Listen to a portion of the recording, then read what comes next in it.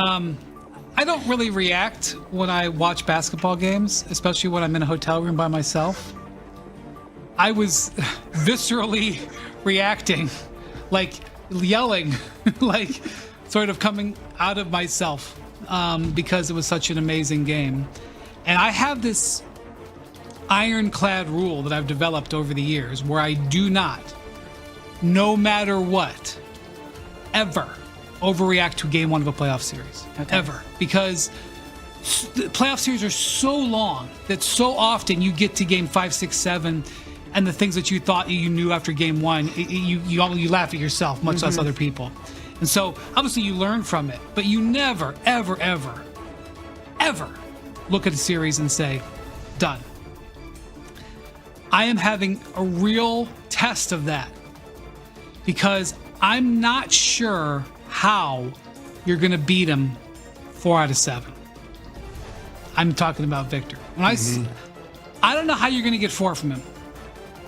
And I'm not prepared to, I'm not going to violate my rule, but I'm watching what went down last night.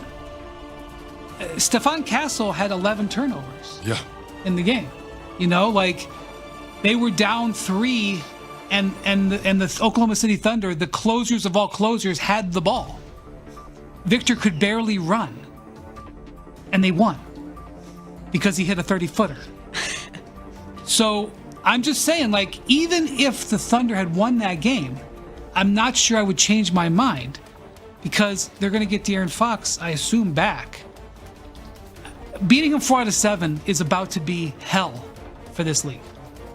Wemby was absolutely incredible last night, and I understand that it's game 1 of a conference finals, but it's the 6th time these two teams have played this year, and the Spurs have won 5 of them. Now, the Thunder have tried to employ a strategy of putting Alex Caruso on them and using Chet Holmgren as a help side defender. That clearly hasn't worked.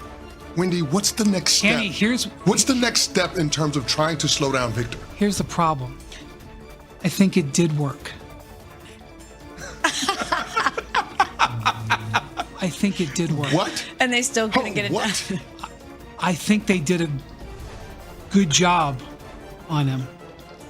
Really, the only thing that was unacceptable last night from the Thunder spot was that he had 9 offensive rebounds. I think he was 11. What was his shooting? He was 14 to 25. Yep, that's what it was. Maybe 14 to 27. But like, honestly, look, this is Shaq 2.0. And like, if you back in the 2000s, if you held Shaq to like under 35, you kind of gave yourself a chance. I'm not sure. I think the strategy is the best they got. I don't think there's another way to do it. And the thing I loved about Victor last night, he took 2 threes. He did not, because the way that Victor can hit 6 threes in a game. The Victor can bail you out by just shooting from the perimeter. And if he makes 6 threes, you just say, okay, we'll see you in game 2. But when they've lost games this year, a lot of times it's because I loved how he went inside. And if he's going to play that much inside, I honestly believe that their strategy was reasonably effective. And that's why I say the 4 out of 7 thing is where we're going to run into a big problem in this league. We're talking about the skill, the dominance of Victor Wembanyama. I'm equally as impressed with the mentality. A 22-year-old with this type of poise and composure and the competitive nature. Watching SGA get the MVP last night, an award that he publicly campaigned for, he's not shied away from telling everyone, I want to be great. I want that. Watching SGA get that feel like it fueled him in a different way. I got excited about Victor Wembanyama when I learned his personality. Obviously, when he was 18, 19 years old and you saw this guy who at that time was I think he's grown 2 inches or so, but whatever. When you saw a guy with that skill and that size, you're obviously very interested in him.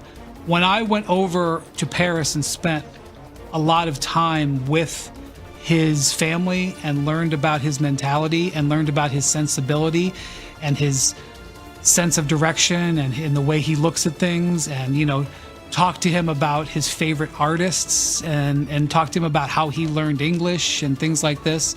That's when I was like, oh my God. The personality is what put it over the top for me. Again, I'll go to Shaq. The reason Shaq was an international the reason Shaq was a great player was because of his incredible size that he played with. The reason he's an international superstar is because of his personality. Mm-hmm. Victor's personality is different than Shaq's, but it's so dynamic. And so the other thing I'll never forget is when he played in the Olympic final in Paris. I can't underscore what that moment was like. He is 20 years old, 21 years old. He is playing in what potentially could have been the biggest game of his life, playing in the Olympic final in Paris, okay? Mm-hmm. He's playing against LeBron, Durant, Curry. He's playing against the superstar team of the last 30 years. The first possession of the game. They sing the French national anthem.